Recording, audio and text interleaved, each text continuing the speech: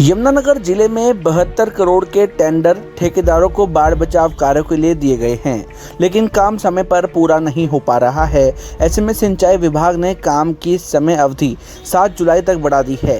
पिछले साल हथनीकुंड बैराज पर यमुना नदी के रौद्र रूप को सभी ने देखा और हालात इतने भयावह हो गए थे कि टापू कमालपुर के ग्रामीणों को गाँव छोड़कर जाना पड़ा था।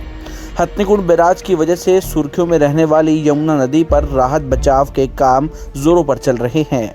जोरों पर इसलिए चल रहे हैं क्योंकि काम खत्म करने की समय अवधि 30 जून थी, लेकिन ठेकेदार तय समय अवधि पर पूरा नहीं कर पाए। ऐसे में सिंचाई विभाग ने काम की डेडलाइन 7 जुलाई तक बढ़ा दी है। सिंचाई विभाग के सुपरिटेंडेंट इंजीनियर RS मित्तल ने बताया कि यमुनानगर जिले में 100 करोड़ की लागत से यमुना नदी, बोली और पथराला नदी पर बाढ़ बचाव के काम होने हैं। ठेकेदारों को 72 करोड़ के 61 काम दिए गए हैं, लेकिन अभी तक 12 काम ही पूरे हो पाए हैं। काम पूरा न होने की वजह सिंचाई विभाग के अधिकारी पत्थरों की कमी को बता रहे हैं। सिंचाई विभाग के अधिकारी RS मित्तल का कहना है कि 27 कामों को अगले 2 से 3 दिन में पूरा कर लिया जाएगा, लेकिन बड़ा सवाल यह है कि इन कामों को समय रहते पूरा क्यों नहीं किया गया। और इससे भी बड़ा सवाल यह है कि अगर 7 जुलाई से पहले बाढ़ जैसे हालात बन जाएंगे तो सिंचाई विभाग उसे कैसे कंट्रोल करेगा। हालांकि बाढ़ बचाव के कामों का जायजा कृषि मंत्री कंवरपाल गुर्जर भी ले चुके हैं। उन्होंने भी माना था कि काम समय पर पूरा नहीं हो पाएगा। पिछले साल यमुना नदी में बाढ़ के भीषण तबाही मचाई थी। सिंचाई विभाग से सभी बंदोबस्त धरे के धरे रह गए थे। ऐसे में ये सिंचाई विभाग की नाकामी नहीं तो क्या है। देखिए, वैसे तो डेडलाइन 30 जून ही थी, क्योंकि इस बार सभी जगह पत्थर की शॉर्टेज है और हमारे यहाँ मैक्सिमम वर्क्स जो हैं वो पत्थर की प्रोटेक्शन के हैं। तो पीछे आदरणीय इरिगेशन मिनिस्टर जी ने मीटिंग ली थी। ये पत्थर का इशू सभी डिस्ट्रिक्ट्स में दिक्कत आ रही थी, तो उन्होंने फिर एक लास्टली वो कह दिया था कि जो काम मान लो 30 तक नहीं होते तो आप उसको 7 जुलाई से पहले लास्ट भाई फाइनली करें।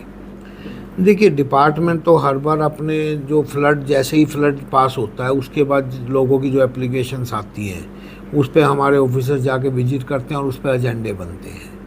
तो उसके बेस पे प्रोटेक्शन वर्क्स प्रोवाइड करे जाते हैं, क्योंकि रिवर के अंदर आप भी मानते हैं कि पत्थर का ही काम ज़्यादा हो सकता है, और यदि हम कंक्रीट का लें तो वो हर जगह कंक्रीट पॉसिबल नहीं। एक तो बजट इशू भी आता है, क्योंकि बजट उसमें कम से कम 2.5-3 गुना सीधा ही बढ़ जाता है। तो और ये तो क्योंकि माइनिंग ब्लॉक बंद हो गए उसके बाद में, जब पिछली बारिशों के बाद में, तो माइनिंग डिपार्टमेंट से रिलेटेड में इशू रहता है। तो ये सभी जगह नहीं, ऐसा नहीं है कि यमुनानगर में हुआ, करनाल और भी जगह जहाँ भी हुए तो पत्थरों की दिक्कत थी, और सभी ने इस इशू को मीटिंग के अंदर, जो चीफ सेक्रेटरी की मीटिंग हुई तो उसके अंदर भी ये इशू उठाया गया हमारे ऑफिसर्स के द्वारा।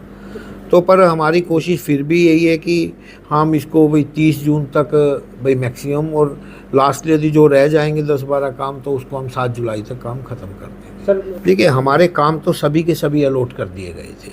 टोटल हमारे 61 काम थे शॉर्ट टर्म के, और सारे के सारे अलॉट हो गए थे, जिनका टोटल बजट जो टेंडर रेट पे आया, वैसे तो बजट सरकार की तरफ से जो मंजूर करवाया गया था वो 100 करोड़ रुपए करीब था, और जिसमें जो टेंडर रेट पे जो कॉन्ट्रैक्टर्स को पेड होना वो 72 करोड़ रुपए है।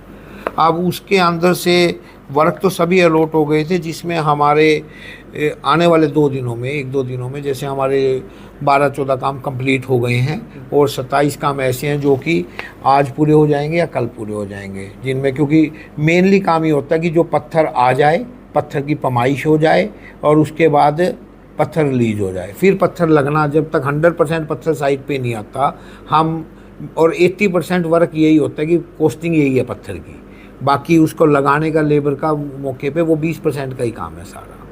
तो हमारे उनमें जो हो चुके हैं वो 27 काम ऐसे हैं जिनको हम 2 दिन में आप पूरे कर देंगे।